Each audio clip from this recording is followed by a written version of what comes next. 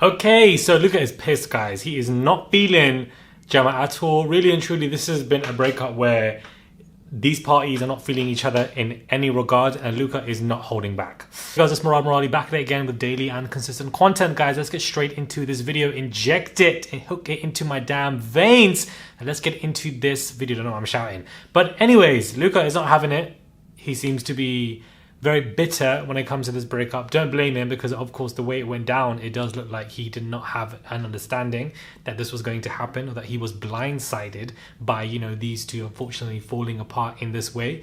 They really could have just kept it as friends at a private level, and for the next couple of months if they wanted to ride it out, because if we guys deep it, by this time next year there will be 3 new reality TV shows produced in the UK. You would have had Love Island Winter, you would have had Love Island Summer, you would have had Big Brother as well, that it is returning, let alone other shows on other cable networks in the UK. So that means competition, guys, is going to be rife for these contestants who are coming out of these shows trying to grab the most deals. It's going to be really, really hard for them, and therefore they need to enter into these shows with a realistic approach that it's not going to be something that is full-time for them, and that it could be a part-time situation and part-time for their previous work or etc. Because these girls and guys, they're going to be fighting for these deals, guys. Like, now every islander only has 6 months of a lifespan until a new batch come out.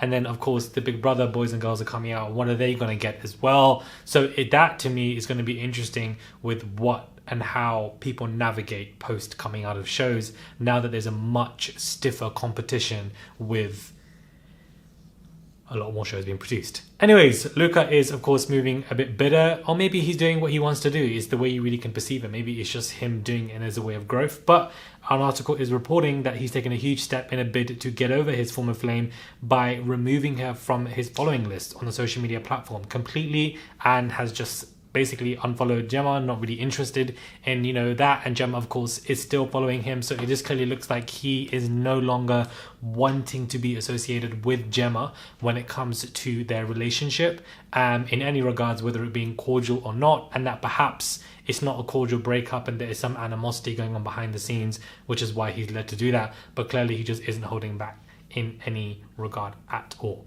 Gemma, of course, is speaking out about it, saying that it's been very challenging. She's saying that these last few weeks, as through my breakup, it's not nice. It's just not a nice time in any regard. And she just doesn't enjoy what is going on. There is some big news for her in that she is saying that there is talks for her to have her own reality TV show. Now, what is she going to be doing on the show? I have no idea. Is she going to, you know, ride the horses until the sunset comes down? Maybe, I don't know. But where is she going with the horses? One day we'll find out. But I just don't understand what will be. Like, I don't get what the reality show will be about, but I'm intrigued, and I think that it is a good move for her, perhaps with her and her family, keeping up with the Owens or something like that. I don't know, it could be something like this. I think, you know, with her father, then that would make sense. Or her doing dressage related stuff on horses and stuff. Yeah, maybe on Animal Planet or something. I don't know, we'll find out. Tommy, of course, is getting some backlash. People are really upset with him because Molly-Mae did do an interview sometime late last week where she discussed the fact that, you know, when it comes to her pregnancy, Tommy really isn't there. And does he talk to the unborn child? Because no. Is that a thing? Do people do that actually? No, it's not really. I think because he's been away so much, I feel like he sometimes forgets.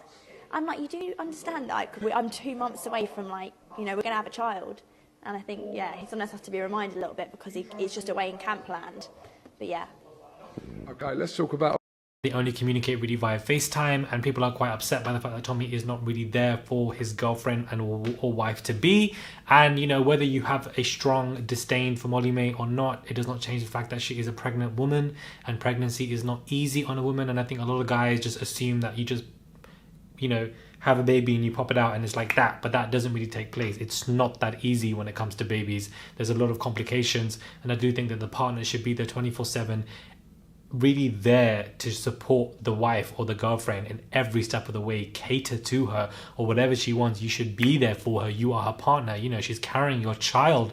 So I do think Tommy should take out more time out of his schedule to be there for Molly, because I think that it's just how it should be, and she seems to be quite, you know, it bothers her. And you know, what pregnant girl wouldn't be bothered by the fact that you're not really seeing your man looking after your child to be or being around you, you're only communicating over FaceTime. It's quite bleak, but hopefully it's a wake-up call for him, and hopefully he'll be around her more, especially when the baby is due, because she is due to be to deliver in a couple of months time.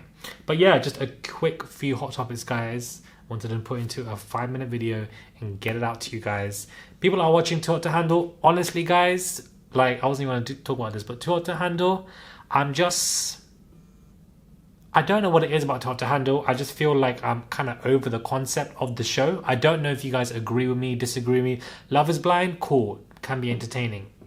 But I think Too Hot to Handle, especially as it's coming twice a year now, I just think that there's such a jargon of reality TV that is just being shoved into our faces that it just can be a lot to consume. So not only is this 3 reality shows, then you got Too Hot to Handle coming on twice. So I actually haven't watched this new season. I don't know what you guys' opinions are on it. If you guys have watched it, are you guys enjoying Too Hot to Handle? Do you like the concept? Is it outdated? They've changed it up. I believe they brought a new presenter, Mario Lopez.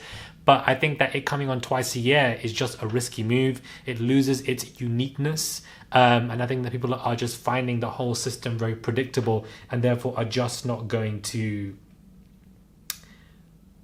want to watch it. Let me know your thoughts are, guys, when it comes to this video and these quick Love Island hot topics. And I will catch you guys soon for another video.